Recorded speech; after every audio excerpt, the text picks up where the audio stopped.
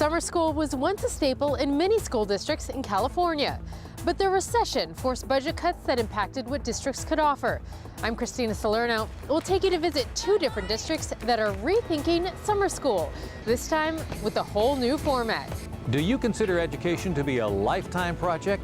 Well, for a large number of adults in California, their high school days are not the end of the learning process. I'm Jim Finnerty. We'll take a look at a program offering adults new opportunities for the future. Step inside the kitchen of a school cafeteria manager who says food is the key to giving kids the physical and mental energy to thrive. Many think that young people spend way too much time on electronic devices, from computers to smartphones these days. I'm Sarah Gardner. But can that technology be a boon when it comes to education? We visit with some educators who say digital learning, even before kindergarten, can actually improve educational outcomes. It's all coming up on Inside California Education. Yes, that is so fantastic. Funding for Inside California Education is made possible by, since 1985, the California Lottery has raised more than $30 billion for our public schools. It's a modest amount after dividing it up to California's 1,100 public school districts from kindergarten through high school, as well as community colleges, UC and CSU campuses. Still, these funds help attract quality teachers, provide classroom equipment, and keep art and music programs alive. With caring teachers, committed administrators, and active parents, every public school student can realize their dreams. The California Lottery. Imagine the possibilities. The Stewart Foundation, improving life outcomes for young people through education. Additional funding for Inside California Education is made possible by these organizations supporting public education.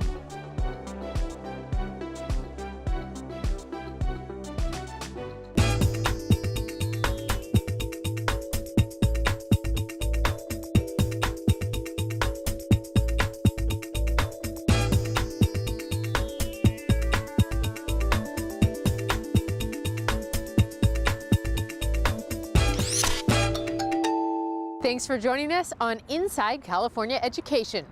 For many years, summer school was seen as a place to be avoided. Kids did not want to be stuck inside of a classroom while their friends were outside having fun.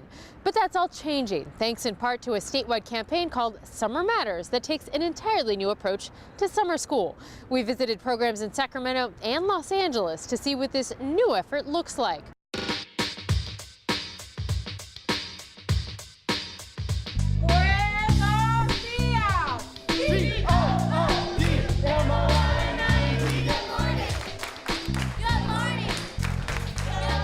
Every morning we come together. It's called Harambe. It's a Swahili word for let's come together. We celebrate the kids. We get them really excited about the reading and writing components we're going to do. The right hand of his throne was a great eagle. Leah Tata Floyd Elementary School in Sacramento is one of dozens of schools across California challenging the way we think about summer school.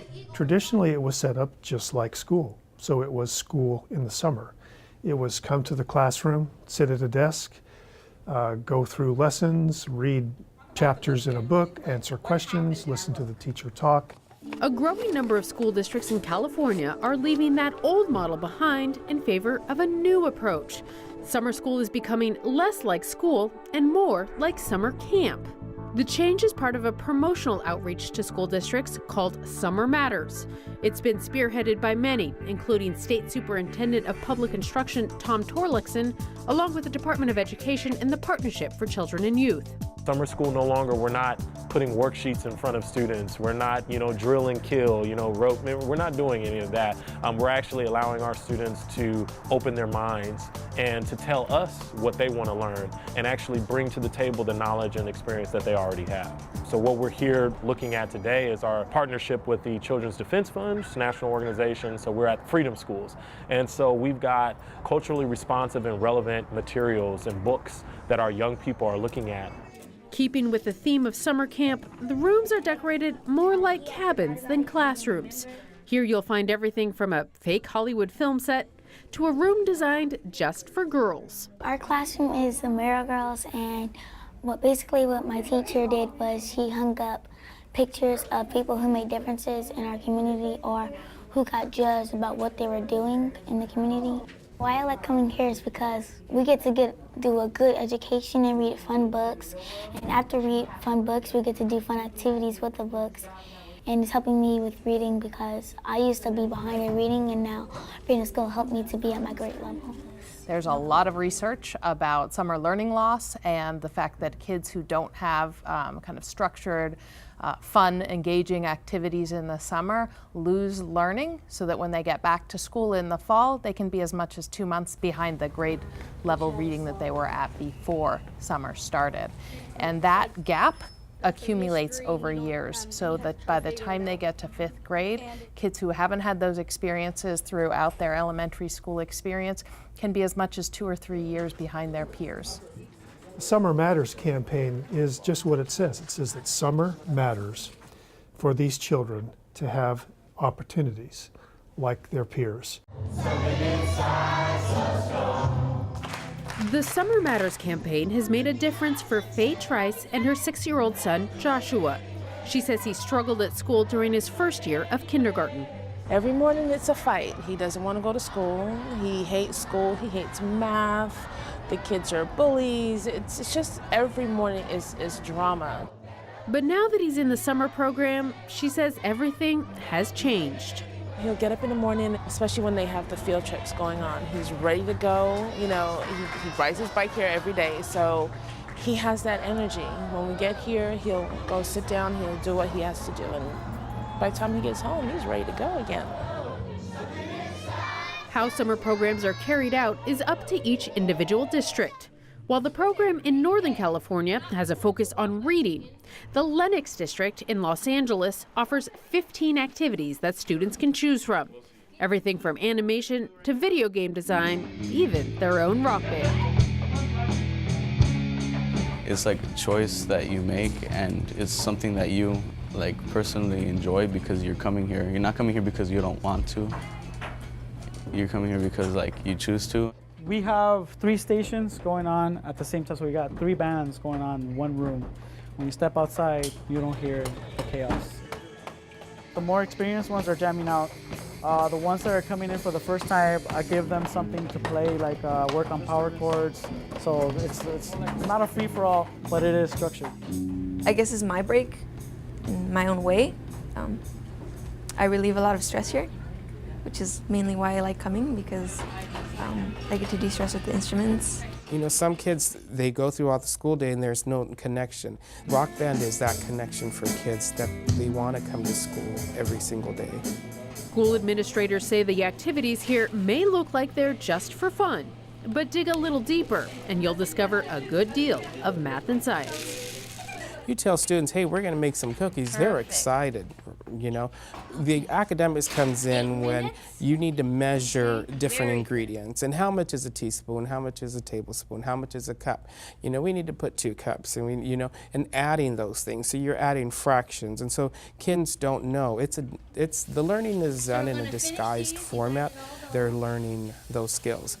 The piece that makes summer learning different than a summer camp is the intentionality around that learning piece. So those teachers have a lesson plan, and they followed that lesson plan to draw out the scientific principles that are behind the hovercraft, for example. Some of our kids probably never thought that they could be engineers or producers or singers or rock band star. I mean, or creating the next Pokemon game. And these students need to realize that they do have the potential to do it, and they could do it. And it's how are we sparking that interest in them. There's a misconception that schools historically closed during summer so kids could work on the farm. In fact, kids were most needed on the farm during spring and fall months for planting and harvesting.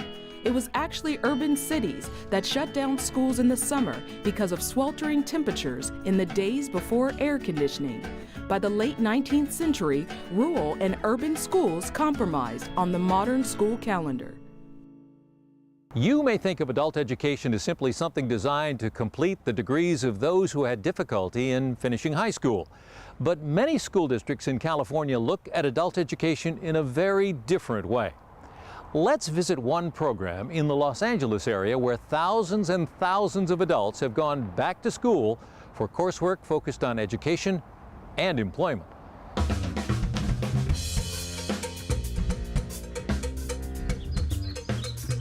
School's in session at Hacienda La Puente's Willow campus.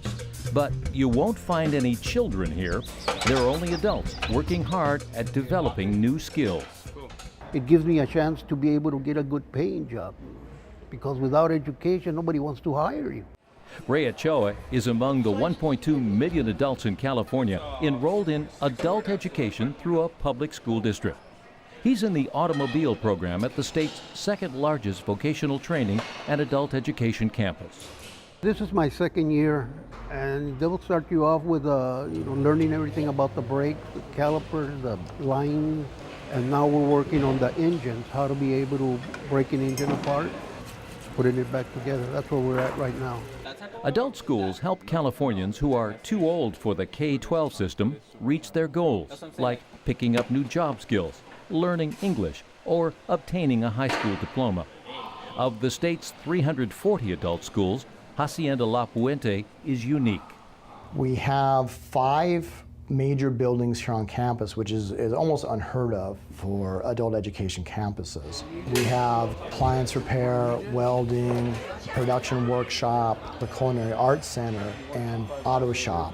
What we have in a centralized location is probably the largest academic/career training program that really encompasses all the services for someone that walks in.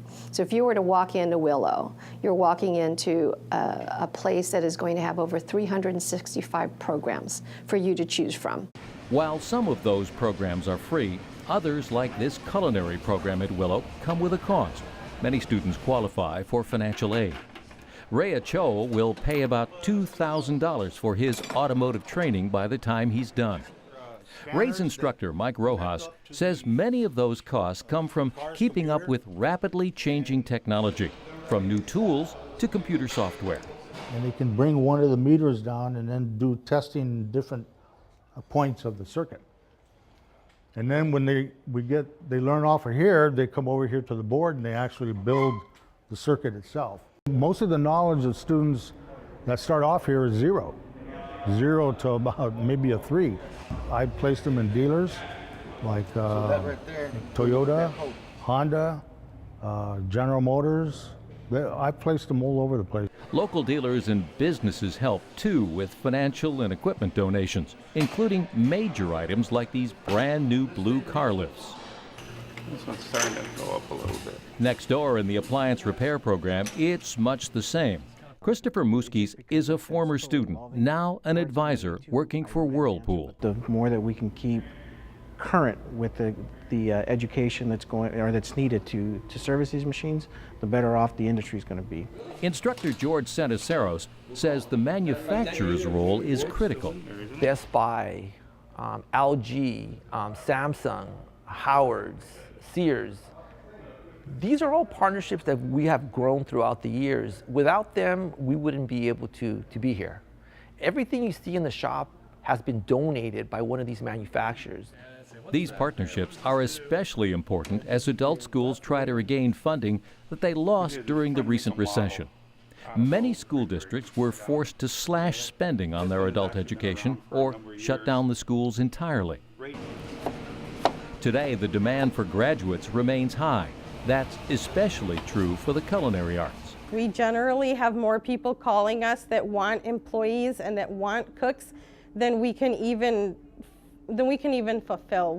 In deciding which careers to train for, the school district listened to those who know best. Our students who come in and register for classes tell us immediately what is needed and what's not needed. In a city like La Puente, the poverty rate is high. So it's a challenge. How can we move a community that is affected by low income? How can we move those families into a better living situation, better homes, better wages, livable wages? Stephen, you ready for crutches? Over at the licensed vocational nurse program, you find another benefit to the community. A sore arm or leg might get a soothing ramp, while in the dental training lab, teeth are the focus. We actually see children from ages 3 to 19 right now, as long as they're still in high school. We have them come in for free dental work, which is extremely beneficial to them as well as to our students, because our students will actually assist the doctors that come in to work with the children. In yet another building, a full-fledged business enterprise is producing a big win for students with disabilities, a paycheck.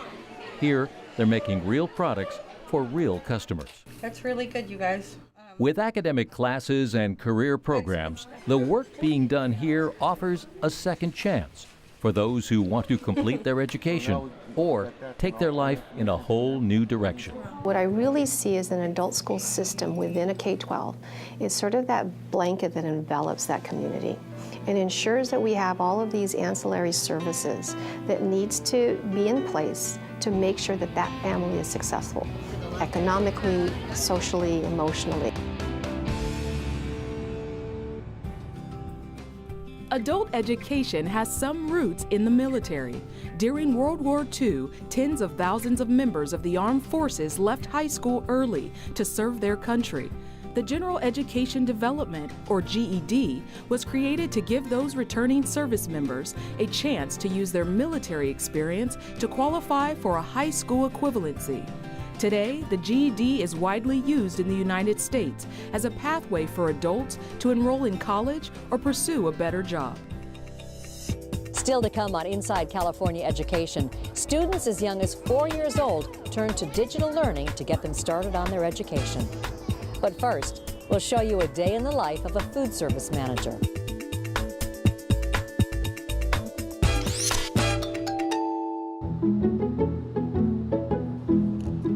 The service I provide here helps our students daily. I believe it helps them get through their studies, to help with their concentration, and to feel better, not only physically, but mentally as well. My name is Liz Schott. I am a cafeteria manager too here at Cesar Chavez Junior High in Ceres Unified School District, and I've been doing child nutrition for 22 years. Providing food for students helps their brains function better. You have to have energy, you have to have food to make your day go better. At breakfast, we have 3 different choices. It's usually 2 hot items and a cereal. At lunch, we provide 8 different entrees. We have several vegetarian to give them that option. They're fresh fruit and vegetables, and then they're hot meals, and it's a complete meal.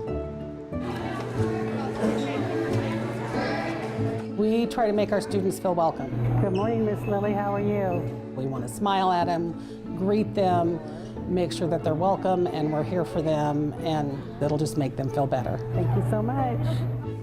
As I walk through the cafeteria, I usually stop by and say good morning to them, and I try to see if there's anything I can work through, but it's really nice when they turn around and have a conversation with you. It just makes them feel better, gets their day going.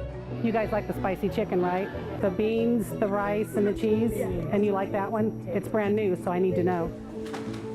The kids here give me the feeling of having my own kids around. I've got a couple of kids that live out of state and they're not here with me. It's like having my kids come in every day. Okay, you guys have a nice lunch, okay? Thank you. I'm really proud of what our school district provides for the students. In my own kitchen here, I have got a great team. We all feel the same way, that we love the kids, we love interacting with them, and it's just great seeing them every day. It's just part of our life to be here for them and take care of them.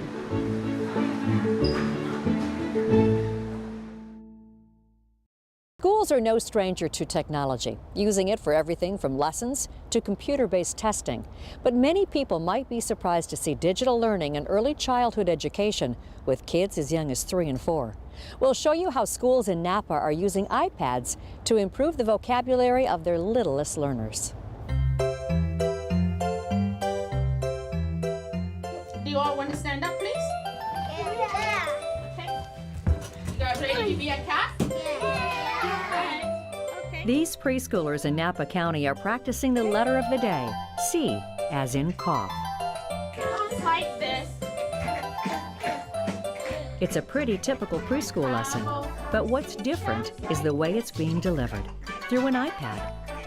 Kathy begins her life as a tiny egg, 4 days later, she changes into a small caterpillar. We don't want kids to be spending all their time looking at the screen, but kids are looking at screens. I don't care whether we like it or not, you will not see a kid over the age of 1 year who isn't sitting with mama's iPhone and knows exactly what to do. They know how to get the games, they know how to scroll, they can look at the pictures, they can move, they're better at it than I am. So kids are using it, and we want them to use it for things that are good. iPads began making their way into Napa preschool classrooms back in 2011. That's when a nonprofit group called Napa Learns launched a 4-week pilot program. Its goal was to help Spanish-speaking children improve their English. I think a lot of people think Napa County or Napa Valley is a very wealthy area, and it's not. It's almost 50% poverty, and in Calistoga, it's 75% poverty. Somebody has to pick the grapes and make the beds, and they're not migrant workers anymore. They live here. And so these, many of our board members are actually winery owners, and they really want a better life for their vineyard workers and winery workers' children. They come to kindergarten and their English is marginal. That's probably the highest that we could say it is. And we know that the research says there's a 30 million word gap, that the children from professional families, by the time they get to kindergarten, have heard 30 million more words than kids who come from low income or homes that do not speak English as their first language. To close that word gap, Napa installed an app called Footsteps to Brilliance on the iPads. It teaches kids reading and vocabulary words. Still, organizers faced resistance when they first introduced the technology. The kindergarten teachers up there were convinced that technology in a preschool was a completely bad idea. And by the end of the 4 weeks, the kids were starting to speak in English, read English, and really excited about learning and being in school. And then the kindergarten teachers in Calistoga insisted that it would be a crime if we didn't buy iPads for every single kindergartner. And that's what Napa Learns did, spending almost $1 million over the next several years on iPads, licensing software, and teacher training.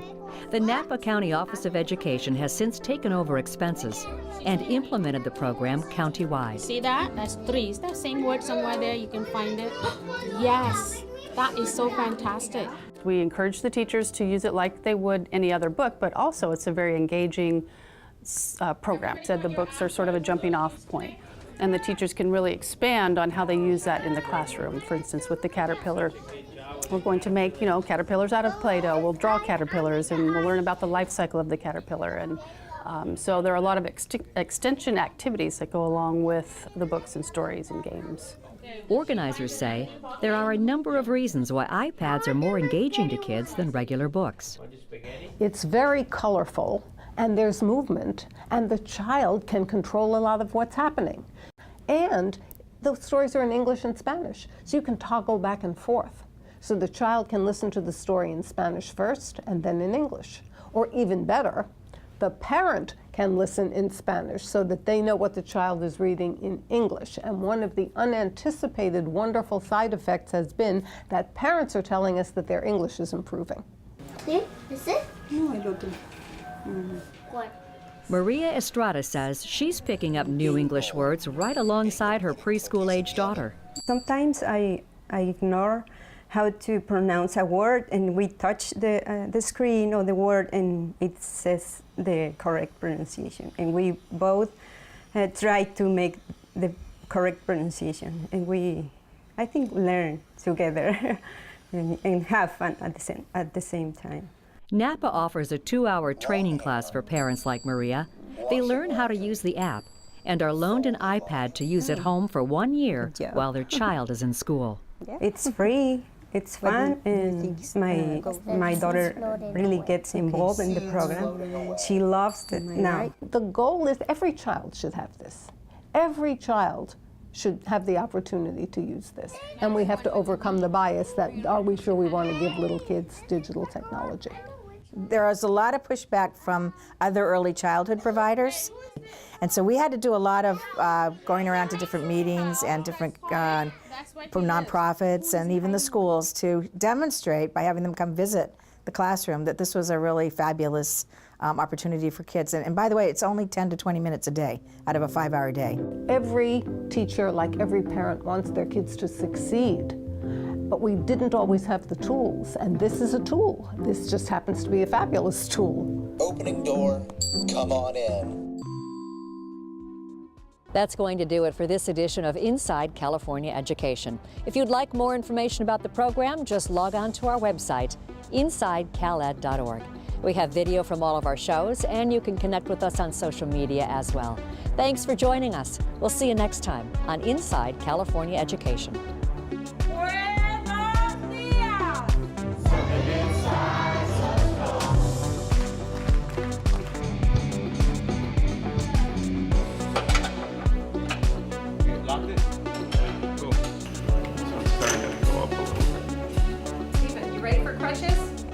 Okay, you guys have a nice lunch, okay? Thank you. See that? That's 3. Is that same word somewhere there? You can find it. Yes. Funding for Inside California Education is made possible by, since 1985, the California Lottery has raised more than $30 billion for our public schools. It's a modest amount after dividing it up to California's 1,100 public school districts from kindergarten through high school, as well as community colleges, UC and CSU campuses. Still, these funds help attract quality teachers, provide classroom equipment, and keep art and music programs alive. With caring teachers, committed administrators, and active parents, every public school student can realize their dreams. The California Lottery. Imagine the possibilities. The Stewart Foundation, improving life outcomes for young people through education.